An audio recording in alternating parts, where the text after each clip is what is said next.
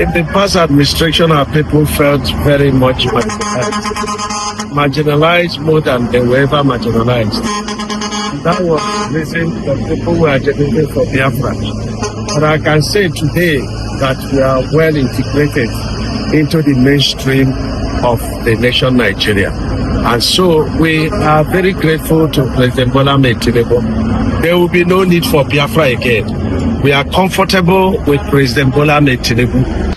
Look at this Fulani Efurefu called Dave Umahi. He's saying that Biafrans, we Igbo people, that we have to forget about Biafra because Tinubu is working on some federal roads, according to him, in southern Nigeria. I don't even know the part of the south he's talking about, because what we can see him doing all this while is Lagos-Calabar Coastal Road.